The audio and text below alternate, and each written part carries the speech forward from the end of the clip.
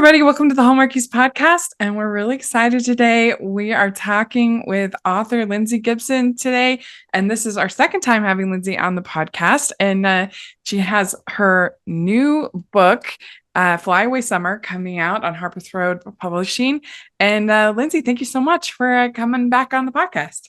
Of course. Thank you for having me. It's always fun with you. Yeah. So how has your 2024 been? It's been busy, it seems like. Yeah. Yes. I mean, with the launch of my debut last fall, that and then going all the way in, I think through January, with the Christmas debut, it was a great kickoff. Yeah. And then I just went right back into summer book mode. So it's been busy. Yeah. Yeah. That must have been so exciting. Not only to have your first book published, but for it to be so successful. It was. Congratulations. Thank you. It's still sort of surreal to me. All of that just took place, and then I'm about to do it all over again. But it's definitely a lifelong dream to have that happen, and I wouldn't be where I am without Harper's Road and team. I mean, they are fantastic. Yeah, absolutely. Yeah, it must have felt pretty surreal. Yeah, like, this is actually happening. Yes, but it motivated me to keep writing, keep going, and it definitely gave me a nice boost to say, okay, I got this. I could do this. Well, that's why I was curious if in some ways writing the second book was even harder than writing the first book.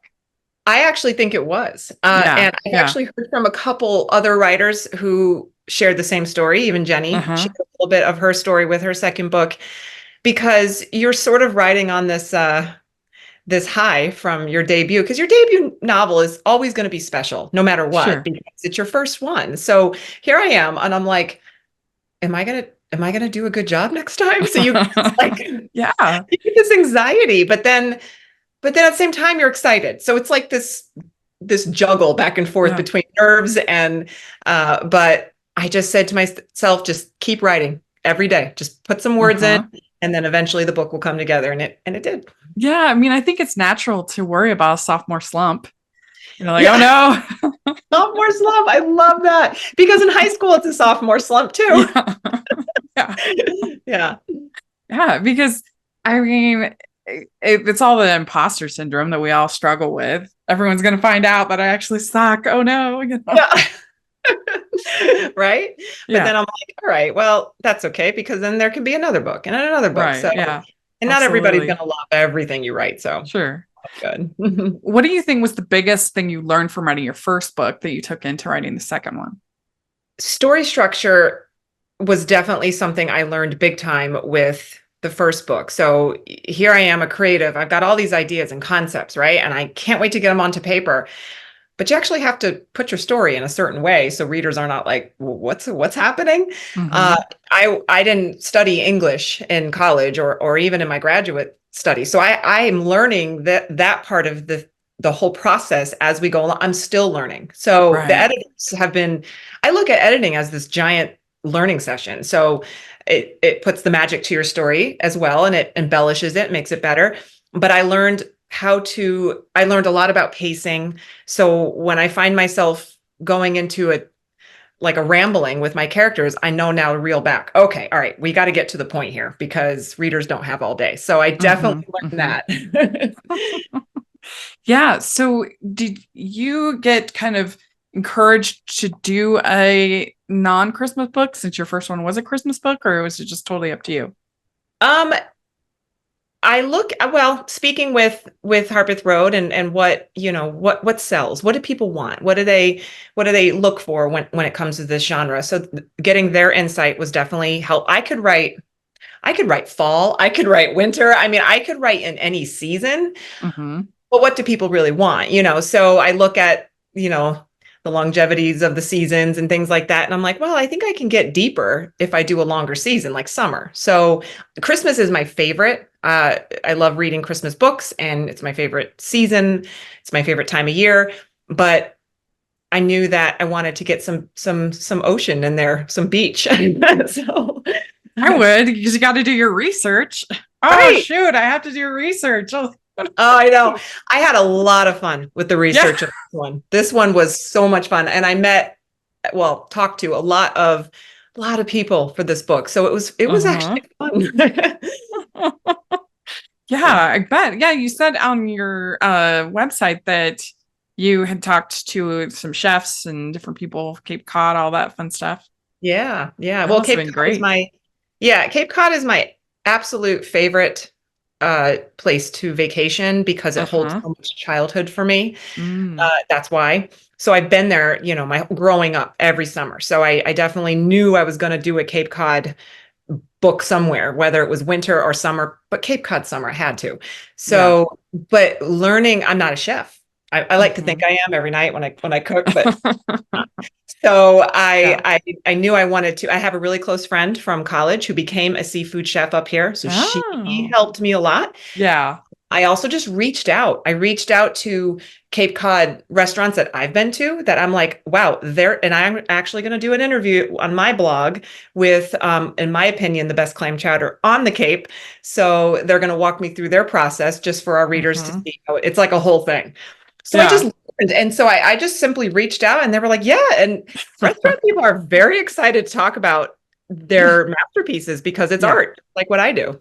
That's so true. I think about that all the time as a podcaster because I'm like, man, people giving up so much time to help me with my, dreams. I'm like, why does anybody, do this? It's amazing to me. I try at least not ever take it for granted.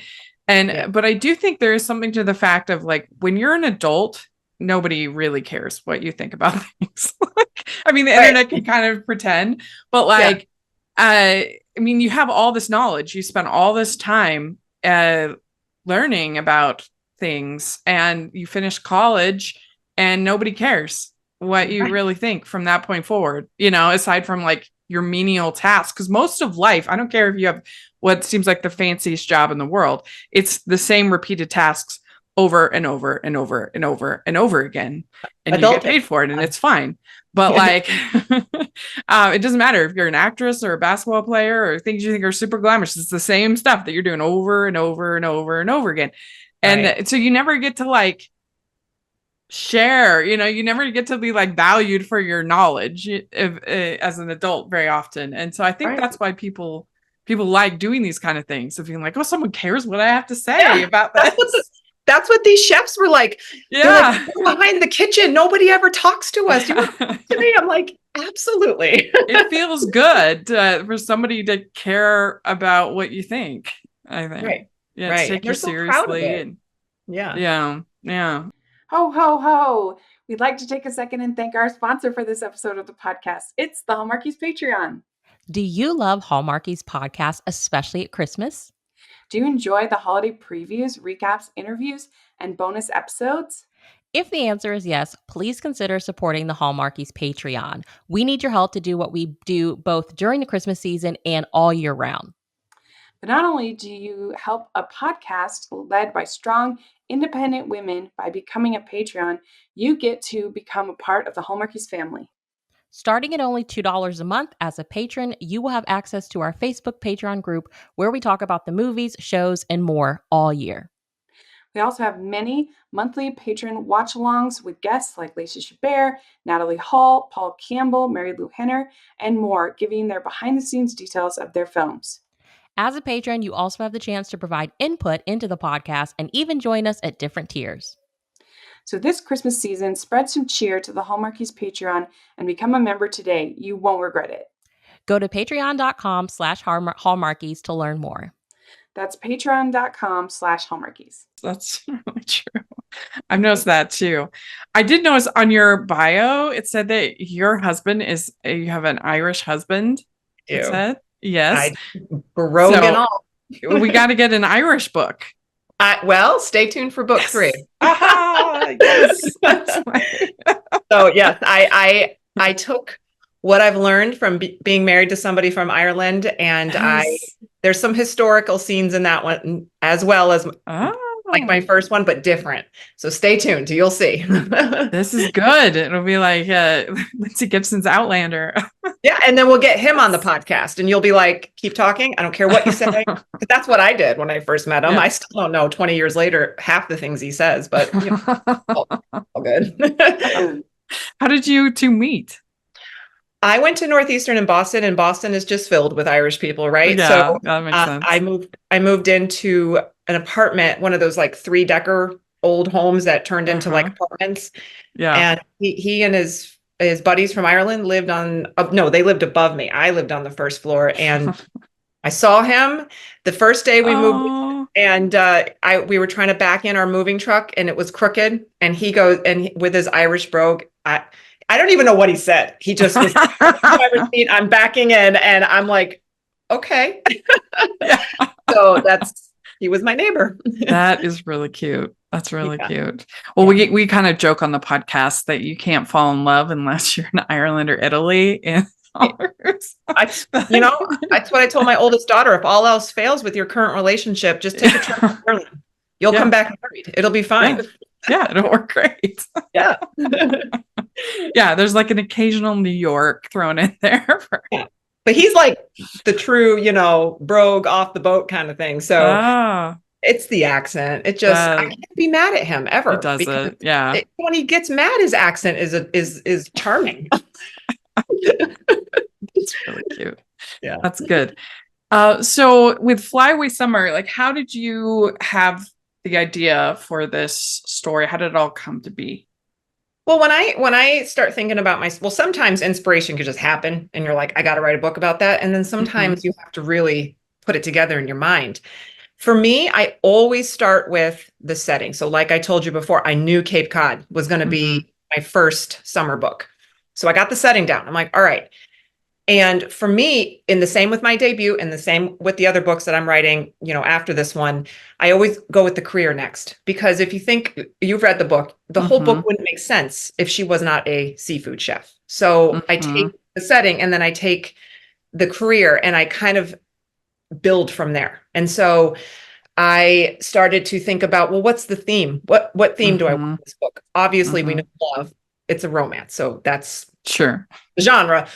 What's the theme? And so for Lena, it's grief. There's a lot of grief elements that play out into all the losses that she's had. So I started to think about that. And I'm like, okay, if I'm going to put something together like that, what could I do? And so that's for this book in particular, I had to really think it through. It didn't just come.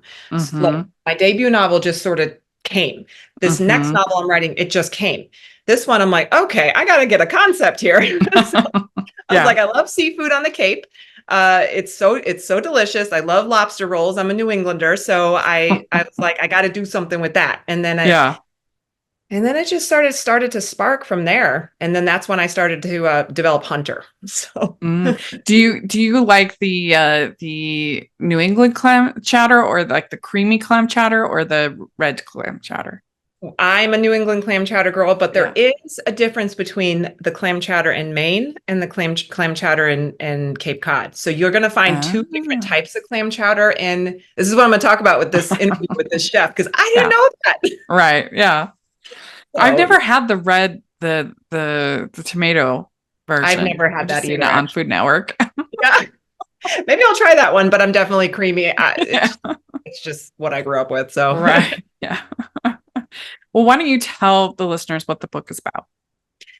So Flyaway Summer is about, like we've said, seafood chef Lena Kelly, and Hunter Graham, who's a New York City developer. And the story sort of starts out with Lena getting some pretty hard news. And she gets a double whammy with some hard news about her grandfather, who's the only family she has left, and some hard news about their family business. And so the story kind of evolves around Lena trying to find her way through that because she feels so lost, lost so much. Who am I? I know I'm a seafood chef, but am I thriving? But she doesn't realize this until something else gets taken away from her, like I mentioned in the beginning, but that ends up being one of the best things for her. And she just doesn't know it yet. So Hunter Graham comes in, Mr. New York City, right? I don't know why all these developers are from New York City, but they all lie, right? I could have made him from anywhere, but I'm like, nah, he's got to be New York City. And those city slickers, right? And so, and love just sparks, in an unexpected way. So, well, it's funny you say that because I had pointed out a few parts of the book that I liked, and okay. or I'd highlighted a few parts of the book that I liked, and one of the thought I thought was funny was when you said she says, "All I'm saying is he's got to be handsome. He's a city guy in development." I mean, that's what I think of. You think of the business suit. I'm not married to those. My husband's rugged, gets his hands dirty, Yeah. Right? Yeah. So I'm like, nope, he's going to be a handsome city suit guy. But he gets reformed. I mean, that's the key. Yes, because you can't have him be obviously not a bad man of business, right? But we make him better. Yeah, we reform him. Yeah, I liked the other part of this description. She found her mind drifting to Hunter's enticing chocolate brown eyes and dark brown hair that swooped down onto his face, not to mention the way his voice quickened when he spoke of the inn. No matter how hard she tried to ignore it, his concern for her family's history was clear, and she liked that more than she should. Yes. So that was good. Yeah. Well, I couldn't have her hate him so much. Yeah. Even though when readers see why, a lot of readers are gonna be like, I would hate him for that, but I couldn't. So I had to soften it somewhere starting in the beginning. Yeah. So now he's gonna shut down the beloved family property. I mean, that's something that's been done a lot in these kind of stories. Yeah. How were you able to try to make it fresh? Like what was your thought process behind that? Yes, that has been done a lot, but I've read a lot of stories with that. Yeah. But I think what sets it always apart is the characters themselves, because you can take that same scenario and put it in 10 different books, but you're going to have 10 different sets of characters, 10 different sets of personalities, 10 different authors putting their voice to it. And I knew that I wanted to really focus a lot on Lena and with her grandfather and that whole aspect of it. So yes, you have this loss, but I really wanted to bring the reader through a growth with that. Yeah. Because a lot of us in life, everybody faces loss in life, and there's so many different kinds. And it's how we kind of grow through that to be able to move forward is really important, I think, for all of us. So that's kind of what I wanted the reader to focus on the most. Yeah. Yeah. Well, what was interesting about Lena is that she kind of inherited the fish market from her dad, who she had like an interesting relationship with. And so I think it was a little bit different than like a self-made man or woman, because she didn't have a whole lot of choice. Like this was just something she had to do. Right. And so I think that makes her especially kind of like, yeah, the lawyer was like, so you're going to lose this, but hey, guess what? You get that little shack in the corner. Yeah. Yay. And she's like, great. What? She's like, I forgot about that. And so, yeah. Yeah. How did you get the idea? How did you get the idea of the inscription on the dock and that whole part of the plot? On the deck? Yeah. Yeah. So I had to ask myself as I was writing, okay, all right, it's halfway. And even the editor pointed this out. It's halfway through the book. We got to bring them together somehow, because you don't have so much time in a novel. In real life, it might take a little bit longer than that, but we're talking a summer here. So, so I was like, what can be done? Well, you have this inn that was in her family for over 40 years. So obviously there's a lot of memories there. So I thought, well, what can she keep? She's losing the whole thing because he's reconstructing the whole thing into this venue. Yeah. What can she keep? Well, her grandmother's already gone. Her grandfather's sick. What can she keep? So I thought, well, maybe I thought about an inscription that I put in my childhood home before my parents sold it, on a tree, one of those like ones. And that's where it sparked. I'm like, okay, she can keep something like this. Since they're knocking the deck down, what can they do? So it sort of kind of built from there. Yeah. Did you always have like Hunter's dad being this kind of, he's the true bad man of business in the Yeah. story. He's the New Yorker. Yeah. Oh yeah. Yeah. Yeah. Yeah. He doesn't really hardly care about his son at all. His son is weak. Right.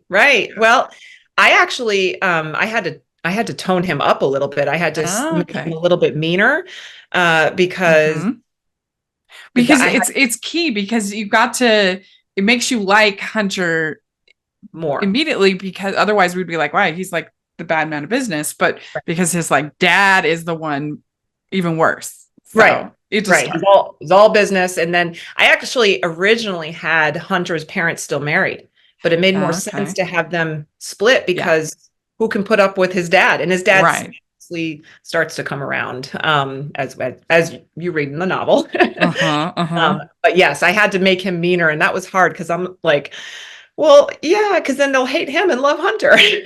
Yeah. And doing enemies to lovers, is it hard to kind of find that line, keeping your characters likable? I think so, because especially in this storyline where he took something, well, he didn't take it. It was fair game, really, to buy a piece of property, really. And even Lena sees that. Okay, it's fair game. But to her, it felt like he took it. So that was hard for me. I was like, oh boy, how is she going to start to like this guy? Because she's already lost so much. And here she is, like, losing something else. And now I got to make them fall in love. Okay.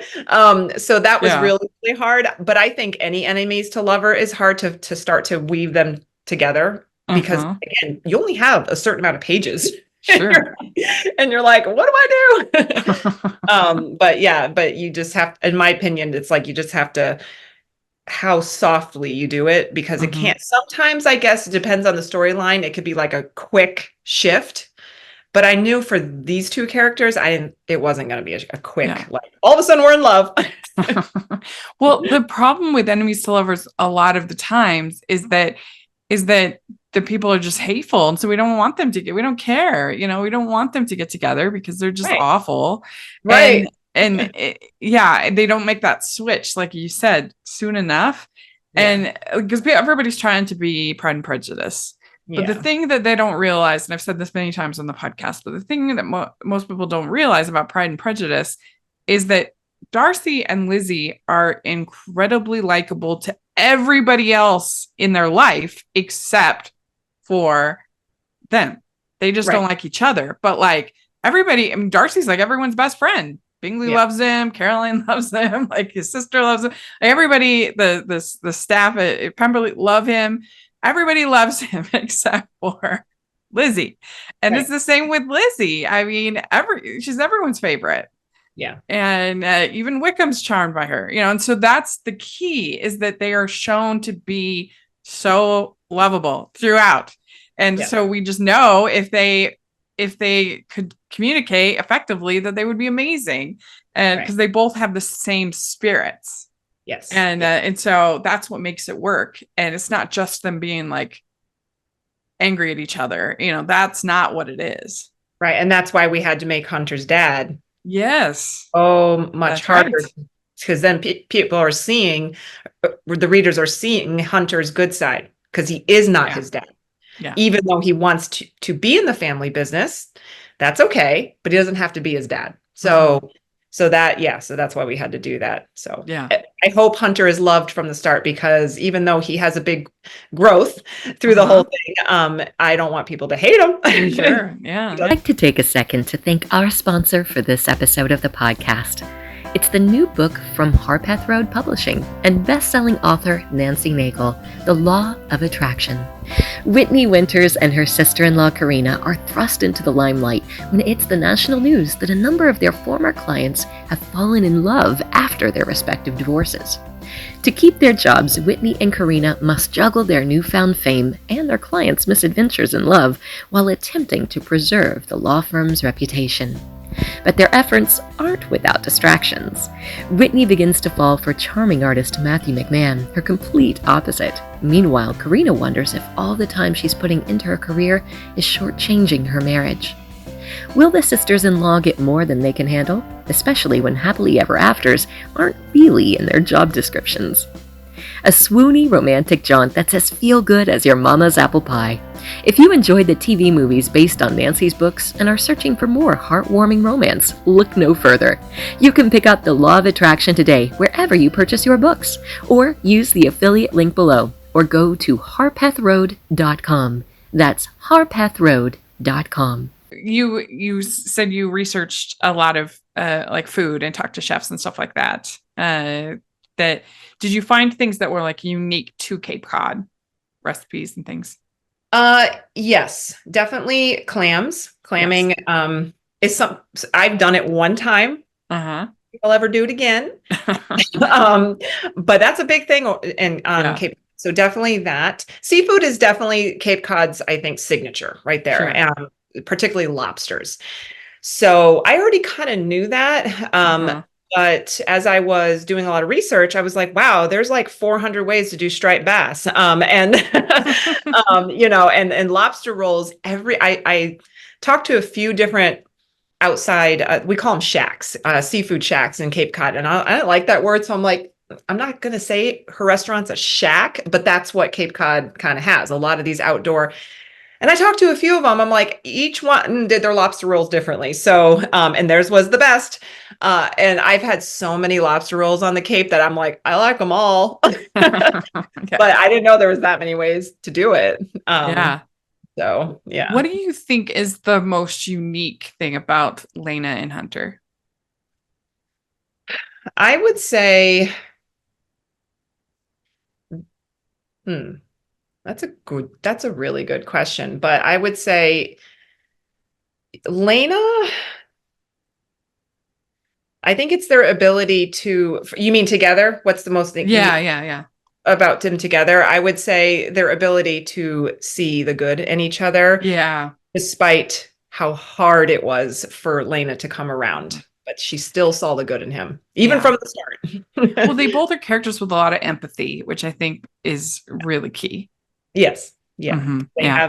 They have their struggles, and that's what makes us all, I think, empathetic. Yeah. Is what we go through, and if we can recognize that. So. Well, another part that I liked, kind of goes to that. It says that I liked this description when he says, "This time felt different. As he sat there at a loss for words, he realized that it wasn't the situation that rattled him, but rather her. Mm-hmm. He'd forgotten all of his points as he sat there watching her hold tightly to her defensive body language, yet something sparked in her eyes underneath her guarded expression. He wanted to learn more about her rather than just the fact that she was a chef." And I liked that. I thought that was really good, that this time was different. He realized that it wasn't the situation that rattled him, but rather her. Yeah. That's good. Yeah. That was the breakfast scene, right? Yes. Yeah. I was like, I had to make the breakfast tense, but then I also had to make it so they didn't hate each other. That was tough. Yeah. I rewrote that scene about 5 times with the editor. Sure. Yeah. Is it hard to, like, you want these books to be swoon worthy, but you don't want them to be too cheesy, like finding that line, that balancing line? Yeah. I mean, I could have sat there and made it real cheesy, but in reality, you want it to be a little cheesy because you want us a little bit, right? That's believable that they fall in love. But then it's like, what would really happen if you took those two people in real life? Like, Lena wouldn't be too happy, like sitting there. She's like a little bit irritated with him. But then at the same time, I showed the reader he was captured by her, I think, first. So. Yeah. So her grandpa has dementia. That's kind of a plot element. What was that like to write about? Well, I dedicated the book to my Oma, which is German for grandma. And that's something I personally struggled with before she died, was watching my grandmother deteriorate with that. So that's why I dedicated it to her. Mm-hmm, sure. It was very therapeutic for me to write out granddad's character, because it just kept bringing me back to my grandma. And I didn't have him originally have dementia from the start. That kind of developed its way in because I wanted to have those scenes with granddad be on repeat. And I wanted Lena to eventually realize, wait a minute, this is helping me a lot, because even though it's hard to sit here with my grandfather and watch him sort of fall apart, at the same time, I'm facing things that I have tucked away deeply and have not faced in a long time. So it made her do that. And so that's a really big part of her growth and her character. But Yeah. it was hard, because on a personal level, it's like, I've been through that. So Well, I think it was smart with her conflict being a lot about memories to have her have this character who'd forgotten his memories. Yeah. Yeah. Makes a lot of sense. It does. It does. And I even though I've gone through it personally with my own grandmother, I had to ask a couple of doctor friends that I know about dementia, because and I I didn't realize, like, there's so many levels with that too. Not everybody has it the same way. So Sure. a lot of research with this book. Yeah, I mean, it's so interesting because they oftentimes, at least in my experience, 'cause my grandfather had it as well, and just other people, is that they remember the like a lot of things, like the most small detail from childhood, like their locker numbers and their, things like that. You're like, what? How did you know that? And yet then they can't know that they don't know their own children's names. Like, how is that possible? Doctors told me it's usually, in most cases, short-term memory that goes first. The long-term memory, the childhood memories and early memories usually go later. So, and it can go at different paces. So some people develop dementia and you could lose them completely to memory fast, and then others slower. So there's no rhyme or reason with it, but usually it's those short-term. Yeah. We'd like to take a second and thank our sponsor for this episode of the podcast. It's the Hallmarkies merch store. Are you looking for that perfect gift for the postable, Hardy, or Hallmarky in your life? What about getting that t-shirt or hoodie that will help you stand out at your next holiday party? Now is the time to check out the Hallmarkies merch store. Full of festive designs by artists like Jessica Miller, Carrie from Hallmark Comics, and more. You can even have more than just shirts, but totes, cell phone cases, notebooks, mugs, and more. And it isn't just Hallmark. We have designs for Anna Green Gables, Man from Snowy River, The Nanny, and more. Every purchase at the merch store goes to help support the podcast and allows us to make the great content you know and love. There are frequent sales, so go to tpublic.com/stores/Hallmarkies or see the link in the description. That's tpublic.com/stores/Hallmarkies. That they lose first. Yeah. So when you were writing, do you have sort of an idea of who you would cast if they did a movie of for Elena and Hunter? Yes, I did think about that. I have to go. Okay, so of course we have Alicia Witt, because Elena's got got the red hair. But I'm loving Sarah Drew. She would be perfect. She's coming in for the mistletoe or what was she called? Mistletoe Murders. She's coming in. Something like that, yeah. Yeah, I think Hallmark just announced it. And I was like, I looked at her and I like her. She would be perfect for Lena. And then, for men, there's so many options for the men. Tyler Haynes, Ryan Pavey. Yeah, I could see both of them. They would work. You need somebody with that appearance, that, the guys are fairly interchangeable. You could see a Brennan Elliott in doing this, or they're all talented. All of them, yeah. Who would be? You need somebody who has that person who can display that personality of, that businessman with a heart. So maybe Ryan would be a good pick. He does hot businessman well. He does. Yeah. It's true. I know. Yeah. Right. But Lena has to be she's very stubborn. And you have to have somebody like that with that. Yeah. That would be fun. Yeah. I would love that. To do a follow-up to the book. Do you think you would do like a spin-off or from another character, or how if you were asked, like, okay, we need another book in this universe, what would you do? I think Lena and Hunter's story concludes pretty well in that book because, they end up together, they've realized a lot about themselves and they've overcome some personal hurdles. Okay. Obviously we know they're going to get together and get married and, and I think their story concludes. I would want to ramp up. I thought about this before if I was going to do a sequel. Her best friend story is pretty concluded too. She's with Nathan, Nathan and Alicia. Okay, they're together. Okay, so we can kind of. But I the sous chef. Yeah.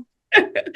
I don't know. I feel like she needs more. Yes, she's helping Lena, and she helped her a lot through the whole story because she's her friend as well. But we need to get her. Yeah. We need to find her story. I think that could be good. Yeah. Yeah, you should do your next one. You should do friends to lovers since you've already done enemies to lovers. Like there could be a fellow sous chef. Yep. That, they've been friends all this time and, whatever. Right. So I definitely think I can embellish her a little bit more. give her more depth. Yeah. Do you think that one of the tropes is harder to write than others? Do you think that there's enemies to lovers, fake engagement, friends to lovers, all those fun tropes? Yeah, well, I've only written a couple so far. Enemies to lovers was definitely hard. Because find that fine line where they start to keep them likable.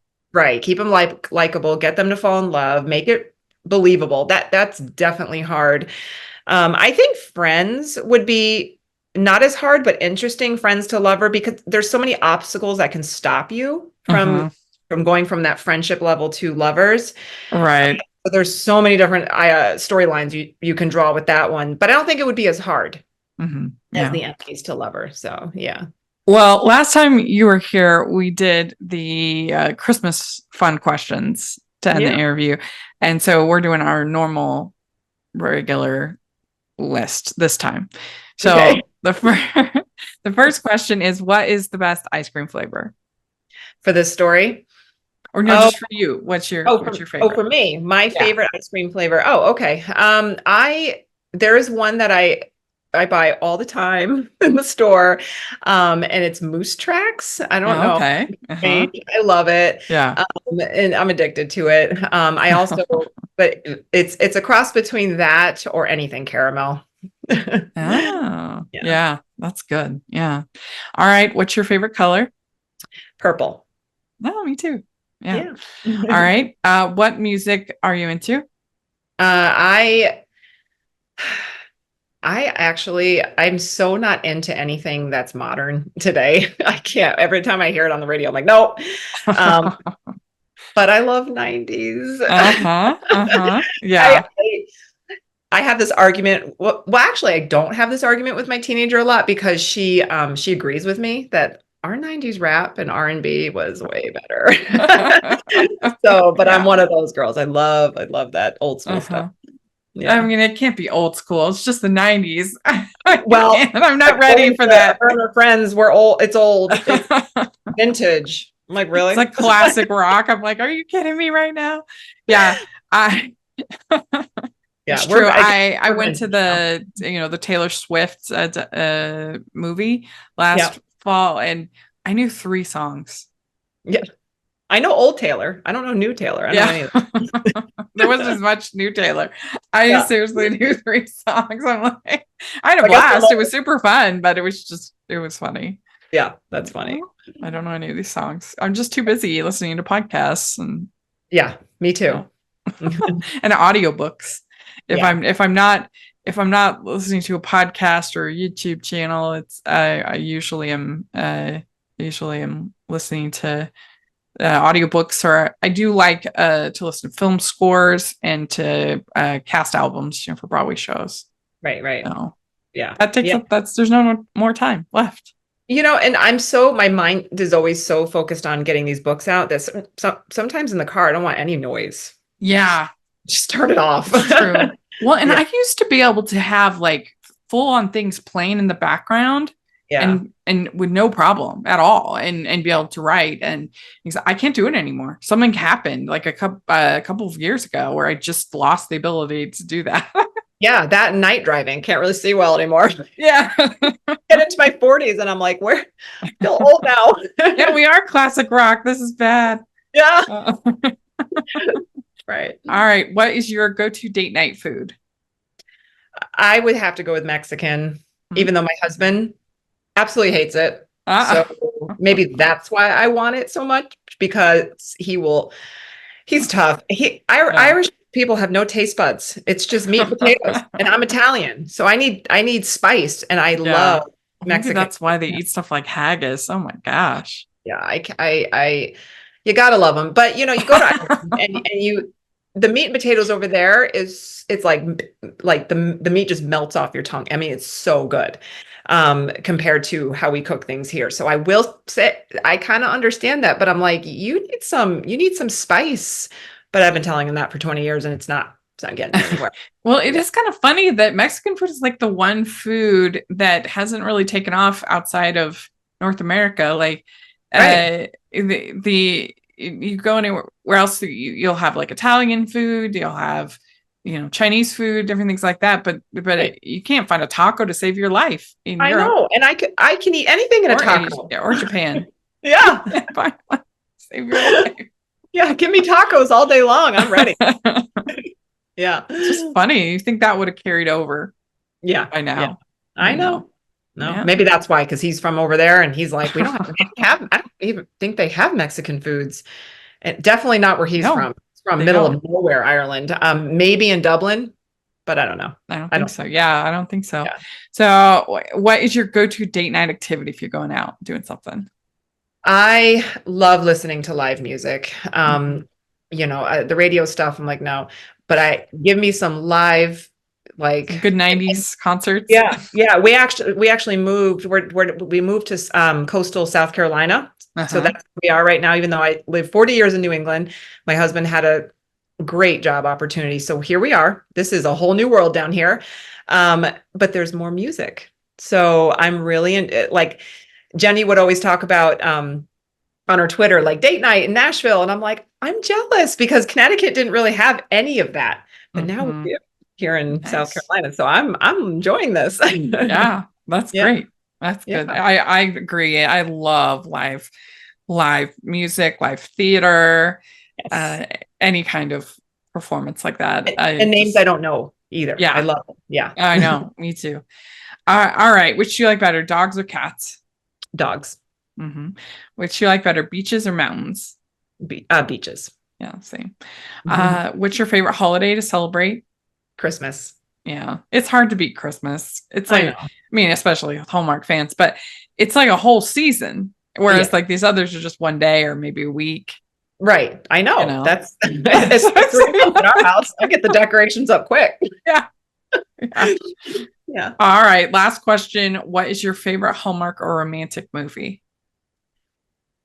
Oh, I'm going to be truthful here. I haven't been able to watch any of the recent in the last couple of years due to I catch tail ends of it, like little bits here and there. Yeah. But truly, I don't have a favorite. You could put any Hallmark Christmas movie on in front of me, and if I have the time or I'm not busy with my children, I'm glued to it. So yeah. I mean, I know that they can be cheesy to some, but they bring such happiness and they really enhance the holiday season. So, but last season, because of the move and getting my debut novel out and trying to transition, I was like, I missed pretty much all of the Christmas movies this year. But my husband was like, don't worry, they replay them. Maybe I'll catch them. Well, yeah, we can help you. If you need the recommendations, please do. Yes, because now that I'm settled, I'm ready. You should definitely check out Rescuing Christmas. That was one of the best ones. Was that last season? Yeah, it's Rachel Lee Cook. It was so clever because she wishes away Christmas because she's like feeling upset and bitter at the beginning of the movie, and she wishes away Christmas. And what was so clever, I thought about it, is the way. So she's trying to teach the people in her town what Christmas is. Is that the one where everything went black and white? No. This is better than that one. Okay. You know what I'm talking about? That one? Yes. I did. Yeah. Okay. Yeah. But in Rescuing Christmas, So she's trying to teach everybody about Christmas where nothing that's Christmassy exists, right? And so Right. she has to create like she uses tennis balls as ornaments. She they have twinkle lights and stuff, but like the way Right. she's able to kind of create a Christmas tree was just so creative. And then instead of, they obviously don't have Christmas carols in there, so they use celebration, celebrate good time. Yeah. Like that's brilliant. Like if you were trying to think of a Christmas song that's not a Christmas song, like that's what you do, right? Yeah. Yes. And anyway, I thought that was so creative to think of all these ways of portraying Christmas if you had no Christmas. Right. That's It's really cute. smart. Yeah. They'll probably play it in July. So Yeah. in July. So I can do my catch up then. But Yeah. what happens is I start watching a movie, either I fall asleep or because I'm so exhausted, or my kids jump in. My 9-year-old, though, I caught her about 10 times watching Hallmark Christmas. Like I'd be running around the house and then I'm like, what are you watching? Yeah. Hallmark Christmas. I'm like, finally, after 3 girls, one of them is like me, because my oldest will not. Yeah. Well, I mean, they always say you don't have favorites, but that's a point in her. It's a pretty big one, and she likes writing, so I don't know. Yeah. Yeah. The other day, a fellow critic was telling me they never fallen asleep in a movie, and I'm like, come on. Oh, please, give me a break. Yeah. Are you kidding? Now, unless I've slept in that day or I haven't overworked myself with something, okay, maybe I'll make it through. Bridgerton's on, so my eyes are going to be wide open for that. I haven't watched it yet, so don't say anything. I won't. I fall asleep I've done that in the movies. Oh yeah. I mean, it's usually only for about like 30 seconds. Like it's usually really short, but I am kind of known for being the one in our little critics group that dozes off. I'm tired. Rachel's awake. Yeah. They tease me about it. But yeah, it's not like substantive. If I was really missing like a large chunk of the movie, then I would be concerned. But but it almost never is. It's usually just like a minute, maybe. Yeah. Yeah. I mean, but so relaxed, especially in the tired. movie. Yeah. It's true. And they give you these super comfy seats these days in movie theaters. They're heated. It's like an expensive nap. It really is. Yeah. Yeah. So there we go. You did it. Answered all the questions. All right. Congrats on the book. I really enjoyed reading it. And when will it become available? May 21st, so Tuesday. Yay, very fun. And we'll have an affiliate link down below, people to check out. And thanks so much for coming on and talk with us. All right, thanks for having me. And you have social media, something like that you want to share? Yeah, so on Instagram, Facebook, and TikTok, I'm author Lindsay Gibson. On X, I want to say Twitter, but X. I just say Twitter. I refuse. Twitter. Yeah, right. L Gibson author. So yeah. Okay, great. We'll have all that in the description and also a link to our first interview. And we'll look forward to what's coming up next. Yes, thank you. Your Irish book. Yeah, we'll get my husband on next time. Yes. Yeah. All right. I'd like to thank Lindsay for coming on the podcast. This was so much fun to get to talk with her. I had a blast. Hope you all enjoyed it. Check out the book and our link below. And you can find me at Rachel's Reviews, all of our social media, iTunes, YouTube, and on Rotten Tomatoes. So check that out. Also, make sure you're following us at Hallmarkies Pod and Hallmarkies Podcast, all of our social media.